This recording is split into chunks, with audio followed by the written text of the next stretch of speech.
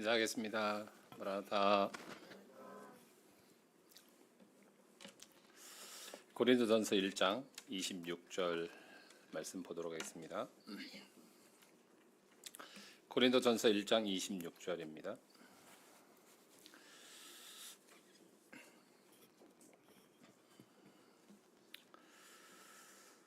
형제들아, 너희를 부르심을 보라. 육체를 따라 지혜로운 자가 많지 아니하며 능한 자가 많지 아니하며 문벌 좋은 자가 많지 아니하도다. 그러나 하나님께서 세상에 미련한 것들을 택하사 지혜 있는 자들을 부끄럽게 하려 하시고 세상에 약한 것들을 택하사 강한 것들을 부끄럽게 하려 하시며. 31절 기록된 바 자랑하는 자는 주 안에서 자랑하라 함과 같게 하려 함이라. 12절 2장 12절입니다. 우리가 세상의 영을 받지 아니하고 오직 하나님으로부터 온 영을 받았으니 이는 우리로 하여금 하나님께서 우리로 데살로니가전서입니다. 데살로니가전서 한 장 더 보겠습니다. 데살로니가전서 2장 13절입니다.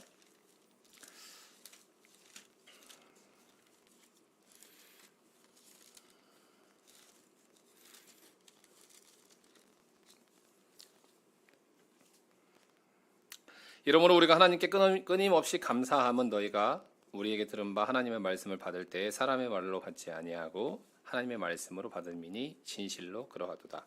이 말씀이 또한 너희 믿는 자 가운데서 역사하느니라. 두 말씀을 말씀드렸는데, 첫 번째 드렸던 말씀은 말씀을 전하는 이에게 주는 말씀입니다. 항상 강단에 올 때마다 잘 준비됐으니까 되겠지라는 마음이 아니라 항상 마음에 어떻게 전해야 될지 하는 마음의 부담이 있는데, 이 시간을 사용하신 분이 하나님이시기에 의지하는 마음으로 말씀을 전하게 되고, 동일하게 우리가 말씀을 들을 때 사람의 말이 아니라 하나님의 말씀으로 받는, 또한 듣는 자의 말씀의 모습을, 자세의 모습을 말씀하고 있습니다. 그래서 이 시간 우리 가운데 하시는 말씀을 전하는 이와 받는 이가 주의 인도하심 가운데서 온전히 아멘으로 화답할 수 있는 그런 시간이 되기를 원하는 마음이 있습니다. 본문 말씀 로마서 13장입니다.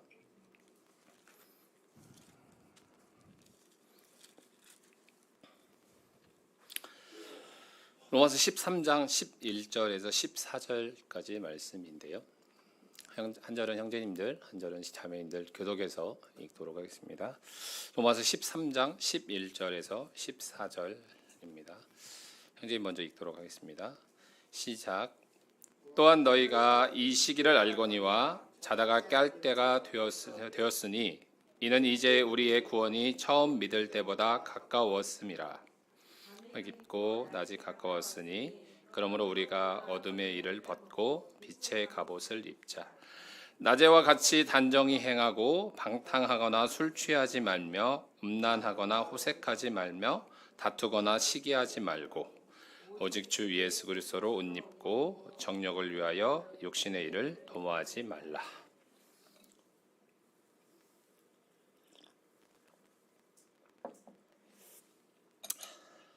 오늘은 겉옷이라는 주제로 말씀을 나누려고 합니다. 제가 지금 겉옷을 입었잖아요. 네, 이게 겉옷이죠. 네, 이 겉옷은 얼마일까요? 맞추시는 분 없겠죠? 네, 옷은 보여지는 것하고 값어치가 참 다르죠. 근데 이 겉옷보다 비싼 게 저에게 있거든요. 네, 이 겉옷보다 비싼 게 이게 더 비싸요. 네, 이게 한 돈이에요, 한 돈, 금 한 돈. 그러니까 우리 이젠 근데 이 돈 한 돈의 개념보다 이 상징적인 의미가 있는데, 이게 직장에서 어떤 일을 하면서 받은 거라서 그 상징적인 의미가 있는데, 겉옷이 의미하는 바에 대해서 이 시간은 생각해 보려고 합니다. 성도님들 잘 아시는 말씀인데 사도행전 7장 말씀을 한번 보도록 하겠습니다. 7장 54절.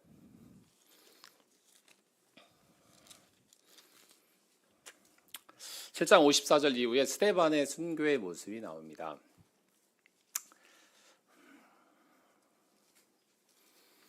54절 이하에 보시면 그들이 이 말을 듣고 마음에 찔려 그를 향하여 이를 갈거는 스데반이 성령이 충만하여 하늘을 우러러 주목하여 하나님의 영광과 및 예수께서 하나님 우편에 서신 것을 보고 말하되 보라 하늘이 열리고 인자가 하나님 우편에 서신 것을 보노라 한데 그들이 큰 소리를 지르며 귀를 막고 일제히 그에게 달려들어 성 밖으로 내치고 돌로 칠세 증인들이 옷을 벗어 사울이라 하는 청년의 발 앞에 두니라. 그들이 돌로 스데반을 치니 스데반이 부르짖어 이르되 주 예수여 내 영혼을 받으시옵소서 하고 무릎을 꿇고 크게 불러 이르되 주여 이 죄를 그들에게 돌리지 마옵소서 이 말을 하고 자니라. 8장 1절 사울이 그가 죽임 당함을 마땅히 여기더라. 여기에 한 인물이 나옵니다. 증인들이 옷을 벗어서 사울이라는 청년 앞에 옷을 벗어 놓습니다. 그래서 우리는 스데반의 죽음 앞에서 8장 1절에 나온 것처럼 사울은 스데반이 죽는 것을 당연히 여겼구나. 사울은 이 스데반의 죽음을 바라보면서 옷을 지키는 한 사람이었구나라고 생각을 하시죠. 네. 그럼 사울은 넘겨서 1장 후반절 보시 8장 1절 후반절을 보시면 그날에 예루살렘에 있는 교회에 큰 박해가 있어 사도 외에는 다 유대와 사마리아 모든 땅으로 흩어지니라. 경건한 사람들이 스데반을 장사하고 크게 울더라. 사울이 교회를 전멸할세 각 집에 들어가 남녀를 끌어다가 옥에 넘기니라. 사울은 스데반의 죽음의 일에 있어서 옷을 지키는 그냥 가담자였을까요? 아니면 사울은 스데반의 죽음을 주도했던 주도자였을까요? 어떤 사람이었을까요? 생각해 보셨습니까? 제가 옛날에 기억하기로 사울은 스데반의 죽음에 함께 관여했던 사람이었다라고만 생각을 했었습니다. 9장 1절에 보시면 사울이 주의 제자들에 대하여 여전히 위협과 살기가 등등하여 대제사장에게 가서 다메섹 여러 회당에 가져갈 공문을 청하니 이는 만일 그 도를 다른 사람을 만나면 남녀를 막론하고 결박하여 예루살렘을 잡아오려 함이라. 사울이 예수님을 만나기 전에 주님을 만나기 전에 살기가 등등해서 주님을 믿는 자들을 핍박하기 위해서 공문을 가져가는 장면이 나옵니다. 7장의 말씀, 8장의 말씀, 9장의 말씀. 그 말씀은 얼마의 시간에 이 사이가 있었을까요? 7장 마지막에 보면 청년 사울이라고 표현되어 있는데 8장과 9장에 나와 있는 사울은 어떤 사람이었을까요? 시간적으로 크게 차이지 나지 않는 모습을 살펴볼 수가 있습니다.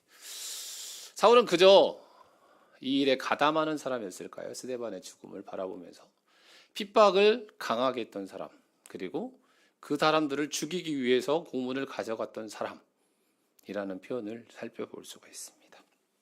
그래서 오늘 사울은 어떤 사람이었을까? 스데반의 죽음 앞에서 어떤 모습으로 그 일을 감당했을까? 라는 생각을 한번 두시기 바랍니다. 마태복음 24장입니다. 24장 3절.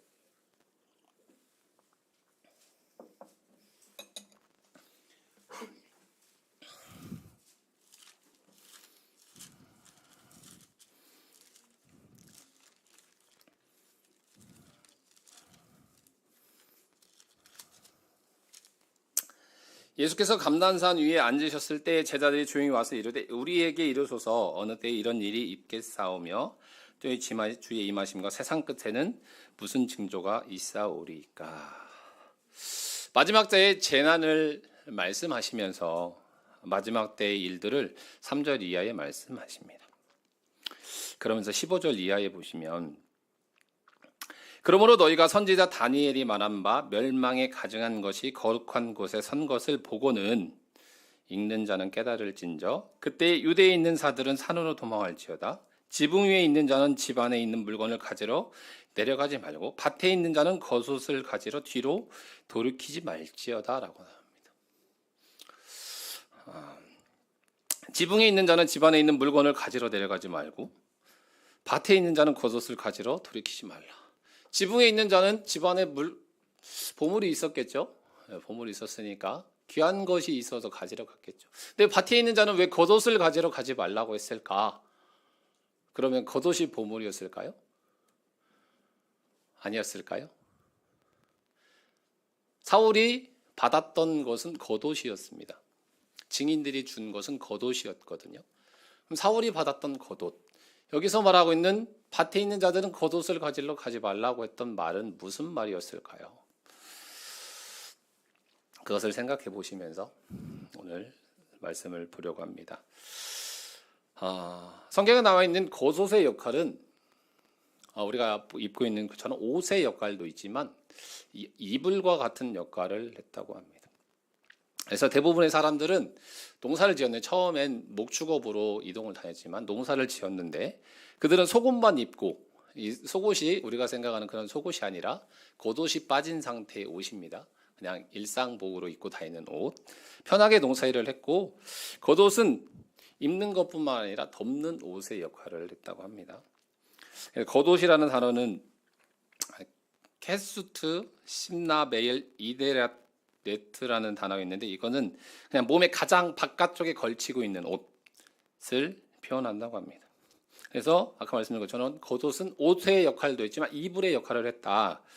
왜 그러냐면 이 사람들은 집 근처에서 일을 할 때는 속옷만 입고 다녔지만 멀리 여행을 갈 때는 겉옷을 걸쳤는데 장기간 여행에서 낮에는 더위와 비를 막아주고 밤에는 길거리 노숙을 위한 슬리핑백, 그러니까 이 날씨의 온도차가 심해서 겨울 저녁 때는 이불과 같은 역할을 했던 것이 겉옷이라고 합니다. 우리가 잘 알고 있는 창세기에 노아가 술에 취했을 때 두 아들이 덮기 위해서 가져갔던 것이 이 겉옷이라고 합니다. 그리고 룻이 보아스에게 가서 이불을 덮어주소서, 그 옷자락으로 당신의 몸을 덮어달라고 했던 것 또한 이 겉옷이라고 합니다. 그러니까 보아스는 밖에서 자고 있을 때 이 겉옷을 덮고 자고 있었던 거죠. 그때 이 룻이 말하기를 나를 덮어달라고 했던 것이 그와 같은 겉옷입니다. 그래서 이 겉옷은 양털로 만들었다고 합니다. 양털로. 그리고 대부분 이 겉옷을 여러 벌 갖고 있지 않고 한 벌을 갖고 생활을 해서, 그래서 아무리 가난한 사람도 이 겉옷을 가지고 돈을 빌릴 수 있는, 저당 잡혀서 할 수 있다고 했는데, 왜 그랬냐면 그 이유가 이 겉옷이 비싸서 그런 것이 아니라 겉옷의 내 귀퉁이에다가 술이라는 것을 달았는데 그 술은 민수기 말씀 한번 보도록 하겠습니다. 민수기 15장.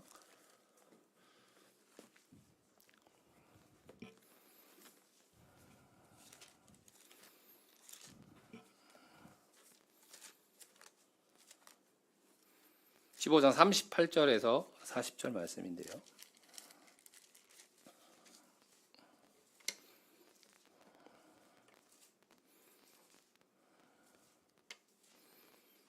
(38절에) 보시면 이스라엘 자손에게 명령해 대대로 그들의 옷단 귀에 술을 만들고 청색끈을 그 귀에 술에 더하라. 이 술은 너희가 보고 여호와의 모든 계명을 기억하여 준행하고 너희를 방종하게 하는 자신의 마음과 눈의 욕심을 따라 음행을 하지 않게 하기 위함이라. 그리하여 너희가 모든 계명을 기억하고 행하면 너희의 하나님 여호와 하나님 앞에 거룩하리라. 술에는 한 말씀이 적혀 있었기 때문에 이스라엘 사람들이 하나님의 말씀, 우리가 아는 것처럼 쉐마의 말씀을 귀히 여겼던 것이기 때문에 이 겉옷을 그만큼 귀중하게 여겼고 그것을 저당 잡혀서 옷을 빌릴 수 있는 그런 역할을 했다고 합니다. 그래서 말씀해 보시면 이 겉옷이 저당 잡혔다 할지라도 해가 지기 전에는 돌려줘라. 네.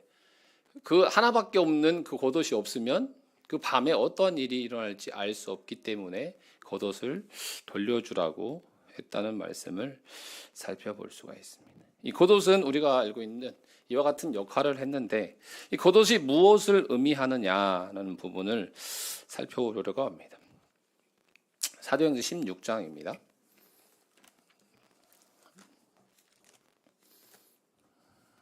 (16장) 13절.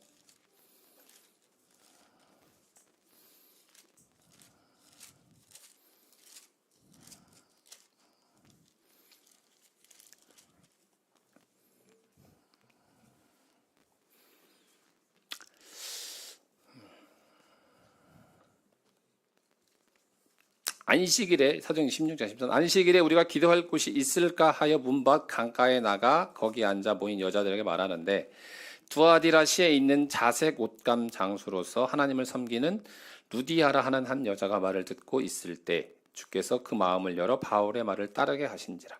그와 그 집이 다 세례를 받고 우리에게 청하여 이르되 만일 나를 주 믿는 자로 알거든 내 집에 들여와 유하라 하고 간권하게 머물게 하니라. 여기 자주색감 옷을 입은 한 여인이 나옵니다. 루디아라는 여인이 나오는데 이 자주색감 옷은 어떤 것이었냐면 일반인들이 입는 옷이 아니었다고 합니다. 말씀에서도 보면 예수님이 홍포를 입었다고 하는데 홍포는 왕의 옷입니다. 자주색감 옷은 아무나 입을 수 있는 옷이 아니고 이 자주색깔을 가지기 위해서는 뿔고등에게서 그 색감을 얻는데 50제곱센티미터 이 뼘이 우리 이 뼘 이 50 했을 때 그것을 위해서 색감을 내기 위해서 뿔고등이 몇 마리가 필요하면 10,000마리가 필요하다고 합니다. 그러니까 이 색감을 얻기 위해선 옷이 얼마나 비쌌겠어요? 근데 이 여인은 자주색감 옷장사였다는 거죠. 그러니까 이 여인이 얼마나 부자였는가. 그 여인을 주님께서 구원케 하셔서 그 여인이 나중에 어떤 일을 하냐면 이 사역 가운데서 귀하게 쓰임받는 역할을 했던 것을 볼 수 있는데 쉽게 말하는 금수저를 물고 난 정말 부자 상위 3%에 해당하는 사람의 부를 가지고 있는 사람이라고 하는데 이런 이 옷감 안에서도 이 사람이 얼마나 큰 부자였는가. 근데 그가 구원받음으로 해서 얼마나 주님의 자녀들을 주의 일에 힘쓰는 자를 섬겼는가를 살펴볼 수가 있습니다.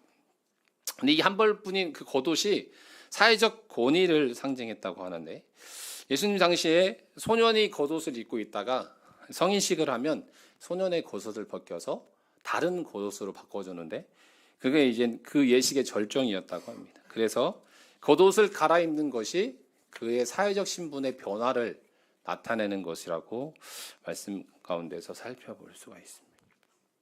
그래서 또 한 가지 살펴볼 수 있는 것은 이 옷과 관련된 부분인데 예수님께서 속옷을 나누실 때 옷이 찢어지지 않았잖아요. 찢어지지 않았던 이유가 뭐냐면 이스라엘 사람들은 이제 속옷을 이제 예수님의 옷은 통으로 짰는데 그 옷을 찢는 행위는 신성을 모독하는 신에 대한 모독이다라고 생각을 했다고 합니다. 그래서 예수님의 옷이 통으로 짜진 부분이었기 때문에 그들은 이것을 찢을 수 없는 그런 마음 가운데 그래서 이것을 제비 뽑아서 말씀 가운데 그대로 행동하는 모습을 볼 수가 있습니다. 우리가 이제 쉽게 생각했던 이 옷이라는 부분에 있어서 참 많은 의미가 담겨져 있는데 살펴볼 수 있는 것은 옷으로서의 역할도 있지만 입으로서의 역할이 있지만 이 옷은 그냥 있는 것이 아니라 사회적 권위 그런 것을 사회적 지위를 나타내는 옷이라는 부분을 생각해 볼 수가 있습니다. 그래서 다시 본문으로 오셔서 사도행전 7장으로 다시 한번 와보도록 하겠습니다.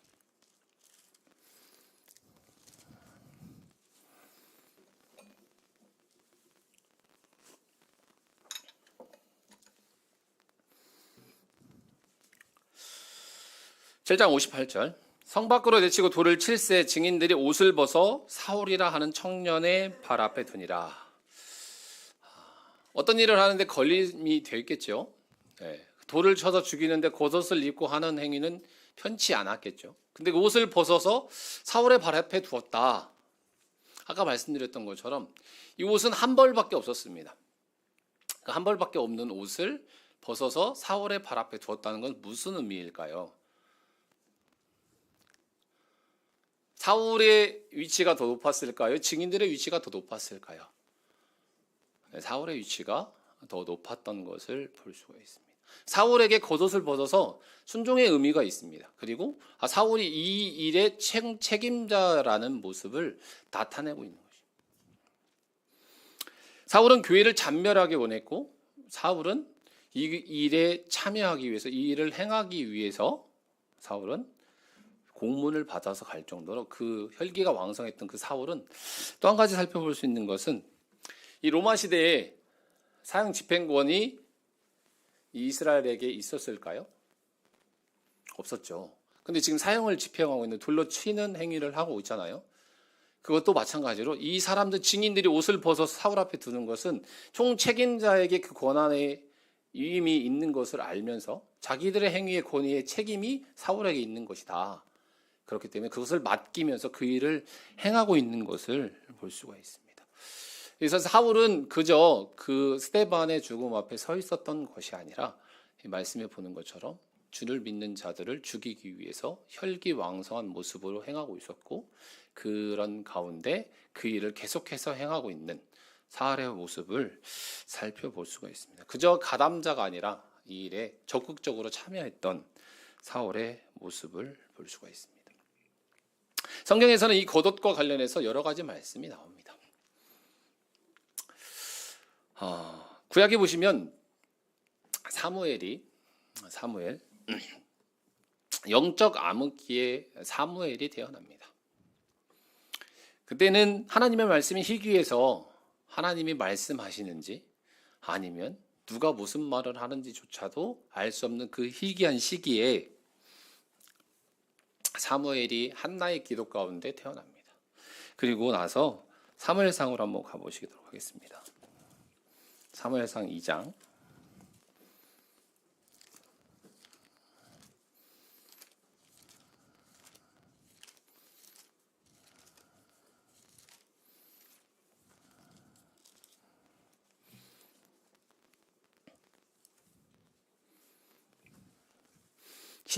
18절 사무엘이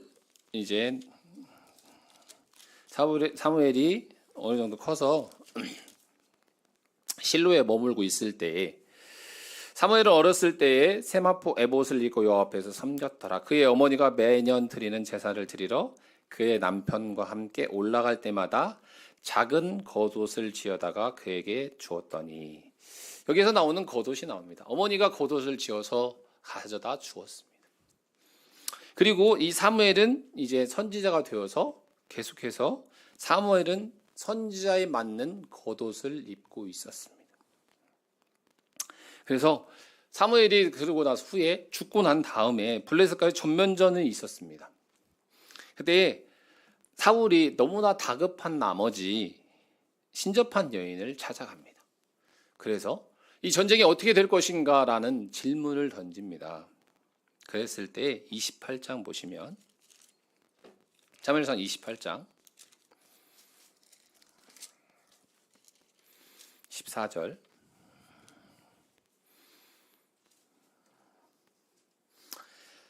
사울이 그에게 이르되 그의 모양이 어떠하냐 하니 그가 이르되 한 노인이 올라오는데 그가 겉옷을 입었나이다 하더라.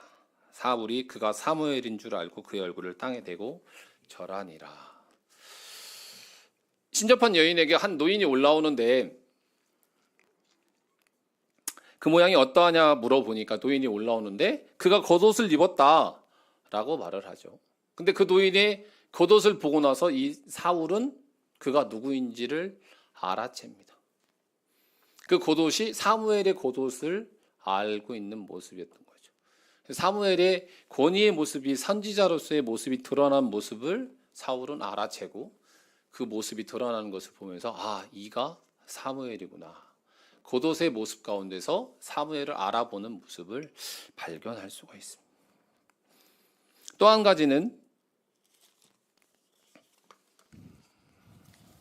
사무엘상 18장으로 가시면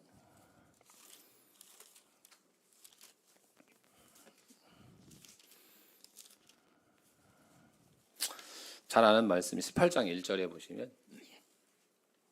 다윗과 요나단의 이야기 나옵니다. 18장 이제 다윗이 사울에게 말하기를 마침에 요나단의 마음이 다윗의 마음과 하나가 되어 요나단이 그를 자기 생명같이 사랑하니라.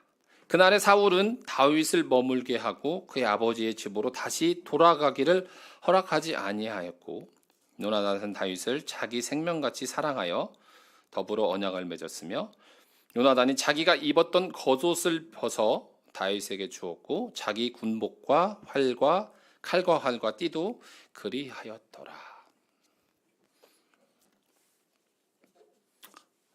요나단은 다윗의 사울의 뒤를 이어서 왕이 될 왕자였습니다.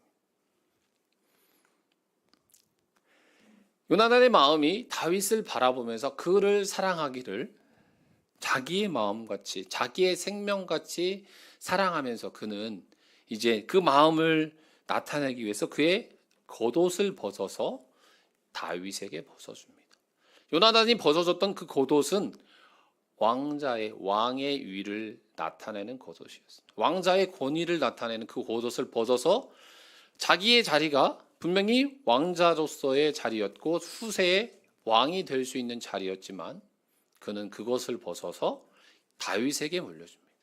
자기가 생명같이 사랑한 자리상으로는 자기가 왕이 될 수 있었지만 하나님께서 선택하신 사람은 다윗인 것을 요나단은 바라보고 자기의 겉옷을 벗어서 다윗에게 벗어주는 모습을 볼 수가 있습니다.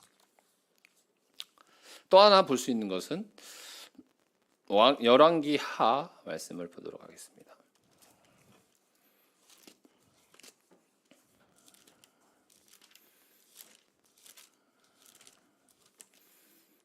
열왕기 하 2장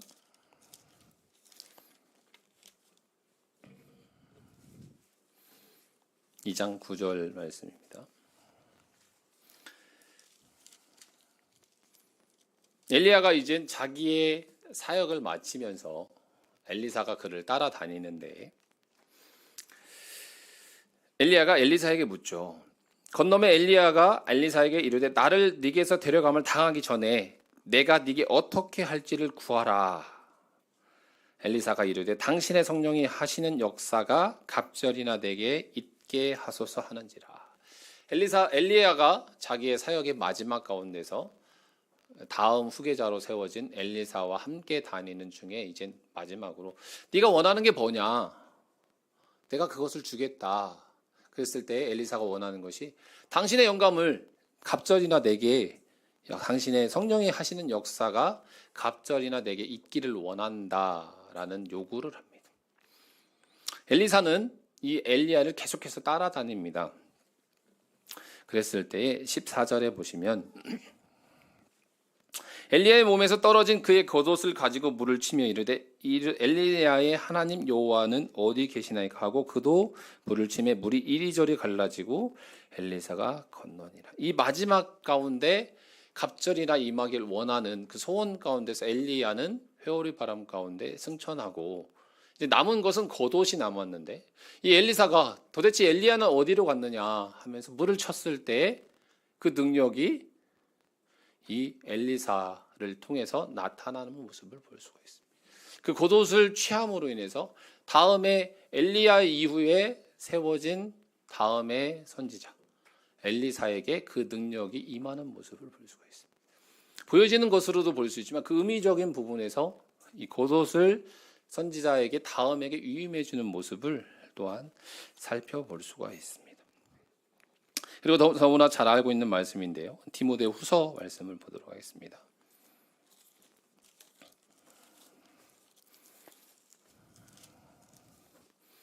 디모데 후서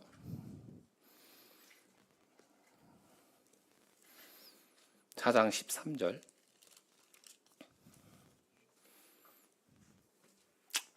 디모데 후서는 사도 바울의 마지막 고별 설교 가운데서 디모데에게 겨울이 되기 전에 나에게 와라 하면서 네가 올 때에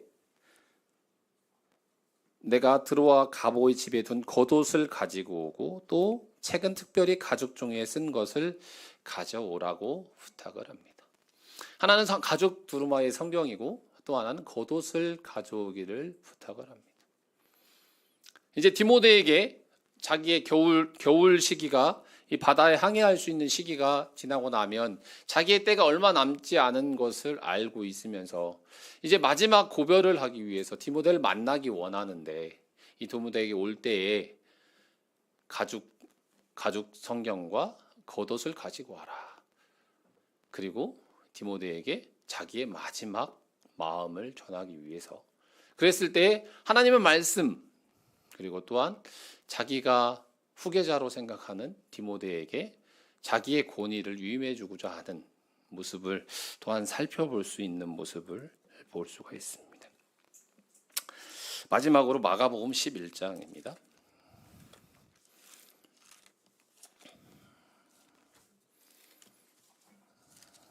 마가복음 11장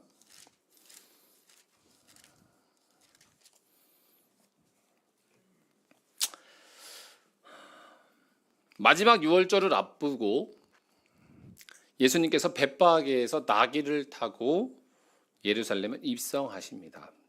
그때 11장 8절에 보시면 많은 사람들은 자기들의 겉옷을, 또 다른 이들은 들에서 나 벤 나뭇가지를 길게 펴며 앞에서 가고 뒤에서 따르는 자들이 소리 지르되 호산나 찬송하리로다, 주의 이름으로 오시는 이여 찬송하리로다, 오는 우리 조상 다윗의 나라에 가장 높은 곳에서 호산나 하더라. 예수님께서 예루살렘 입성하실 때 많은 사람들이 진정 이분이 우리에게 오실 구원자시다. 그래서 그 사람들은 자기의 겉옷을 벌어서 나귀를 타고 입성하시는 주님 앞에 겉옷을 벗어놓습니다. 자기에게 참 소망되는 그 주님을 맞이하기 위해서 하나밖에 없는 겉옷까지도 벗으면서 주님의 오심을 맞이하는 사람들의 모습을 볼 수가 있습니다. 참 많은 겉옷의 예화를 드렸습니다. 이 겉옷은 상징적인 의미가 상당히 있습니다. 그 겉옷의 말씀에서 보는 것처럼 여러 가지로 디모데에게 바울이 남겼던 마지막, 그리고 예수님께서 입성하실 때, 그리고 요나단이 다윗에게 넘겨줄 때, 그리고 사무엘이 그 영으로 임할 때 사울이 보는 모습 가운데서 여러분들에게는 어떤 옷이 있습니까? 나에겐 어떤 겉옷이 있으십니까? 제가 처음에 시작 때 말씀드렸던 것처럼 말씀해 보시면 밤이 깊고 낮이 가까웠으니 우리가 어둠의 일을 벗고 빛의 갑옷을 입자. 우리는 어떤 옷을 입고 계십니까? 오직 주 예수 그리스도를 옷 입고 정욕을 위하여 육신의 일을 도모하지 말자. 나는 어떤 옷을 입고 계십니까? 내가 입은 옷은 어떤 옷입니까? 그러면 그 옷은 내 모습과 합당한 모습입니까? 우리는 주 예수 그리스도로 인해서 새로운 옷을 입었습니다. 예수 그리스도의 희생을 통해서 우리는 새로운 피조물로서 주 예수 그리스도의 옷을 입은 자가 되었습니다. 우리는 그리스도를 합하기 위해 세례를 받은 자, 그리스도를 옷 입었다. 우리는 새로운 옷을 입은 자가 되었다라고 말하고 있습니다. 그러면 나는 이 겉옷을 입고 어떠한 모습으로, 어떠한 방법으로, 어떠한 삶으로 나아가고 계십니까? 내가 입은 옷이 어떤 의미인지, 내가 걷고 있는 이 권위가 어떤 것인지, 내가 이 옷을 입기 위해서 주님께서 주신 것이 무엇인지 우리는 얼마나 생각하고 계십니까? 에베소서 4장 22절 말씀 보도록 하겠습니다.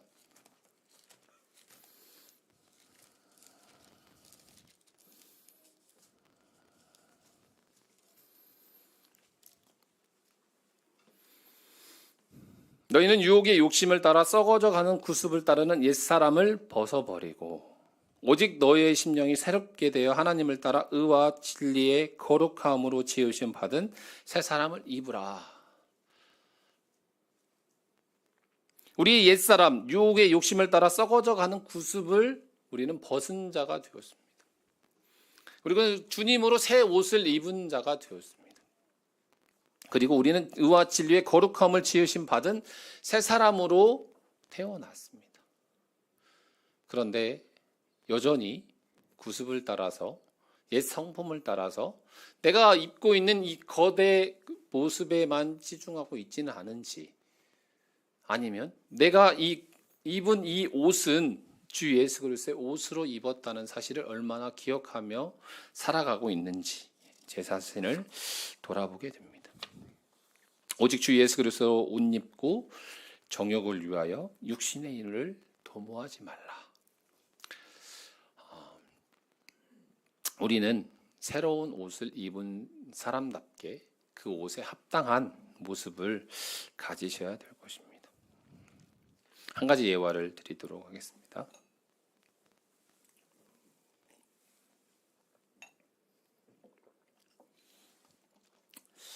한 의사가 응급수술을 위한 긴급 전화를 받고 병원에 급히 들어와서 수술복을 갈아입고 수술실로 향하고 있었습니다. 병원 복도에서 자기를 기다리는 한 소년의 아버지가 의사를 보자마자 대뜸 소리를 질렀습니다. 오는데 하루 종일이나 걸리나요? 당신은 내 아들의 생명이 얼마나 위급한지 모르나요? 의사로서 어떤 책임의식도 없나요? 의사는 미소를 지으며 그 아버지를 달랬습니다. 죄송합니다. 제가 외부에 있어서 전화를 받자마자 달려왔습니다. 수술을 시작할 수 있도록 마음을 조금만 진정해 주십시오. 진정하라고? 만약 당신의 아들이 지금 여기 있다면 진정할 수 있겠어? 내 아들이 죽으면 당신 책임일 거야. 소년의 아버지는 화를 내며 말했습니다. 의사는 다시 미소를 지으며 대답했습니다. 아들을 위해서 기도해 주십시오. 분명히 신의 가호가 있을 겁니다. 자기 아들 아니라고 편하게 말하는구만. 얼마의 시간이 끝나고 수술이 끝나서 의사는 밝은 표정으로 나왔습니다. 다행히 수술은 잘 돼서 생명에 지장이 없을 겁니다. 더 궁금한 게 있으면 간호사에게 물어보십시오 하고 말하며 소년의 아버지의 대답을 듣기 전에 의사는 달려나갔습니다. 저희 의사는 왜 이렇게 거만한 거야? 내 아들의 상태를 묻기에 몇 분도 기다릴 수도 없는 거야? 아버지는 원망의 목소리로 한참을 서 있었습니다. 수술실에서 나온 간호사에게 불만을 말하자 간호사가 상기된 얼굴로 말하기를 뭐라고 했을까요? 네? 의사 선생님의 아들이 어제 사고로 목숨을 잃었습니다. 장례 중에 수술 전화를 받고 급히 달려온 겁니다. 아드님의 목숨을 살리기 위해서 장례를 마무리하기 위해서 가신 겁니다. 참 대단하죠? 자기 아들의 장례를 치르고 있는데 의사로서 의사의 가운을 입고 있으면서 자기의 역할을 너무나 잘 알고 있었던 거죠. 그래서 장례를 치르다 말고 와가지고 수술을 끝내고 돌아간 거죠. 네. 이 아버지는 어떤 마음이 들었을까요? 자기의 모습이 참 부끄럽기도 하면서 마찬가지로 이 의사는 진정한 의사다라고 생각했을 겁니다. 우리는 이제 주 예수 그리스도 옷 입은 사람입니다. 우리가 입고 있는 이 겉옷은, 우리가 입고 있는 이 예수 그리스도의 옷은 세상 것과 다른 옷입니다. 그것은 어떻게 해야 드러날까요? 내 옛 구습대로, 내 서푼대로 살아가면 결코 드러날 수가 없습니다. 내가 입고 있는 이 옷이 주 예수 그리스도의 귀한 희생값으로 치러진 귀한 옷이다. 주 예수 그리스도를 위하여 살아가는 모습이 드러날 때 저 사람은 진짜 저 사람이 살아가는 삶은 예수 그리스도로 살아가고 있구나. 저 사람은 진정한 그리스도인이구나 하고 저 사람은 어떤 사람인지 평가받을 수 있을 겁니다. 그렇지 않으면 우리의 모습은 겉으로 드러나는 것 모습만 봐서는 저 사람이 누군지를 알 수 없을 겁니다.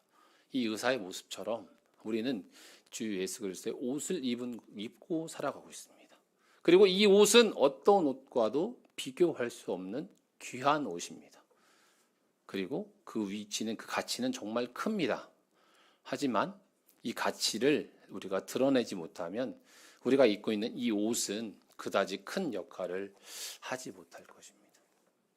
그래서 우리가 입고 있는 이 옷, 가장 최고의 옷을 입고 있지만 우리가 어떠한 삶을 드리냐에 따라서 이 옷의 가치가 드러날 수도 있고 그렇지 않을 수도 있습니다. 주 예수 그리스도 옷 입고 육체의 욕심을 위하여, 정욕을 위하여 드리지 말라 하신 말씀을 기억하시면서 우리가 입고 있는 이 옷의 가치가 드러날 수 있도록 우리 삶이 빛으로 드러나는 그런 성도님들 되시기를 바랍니다. 말씀을 드리겠습니다.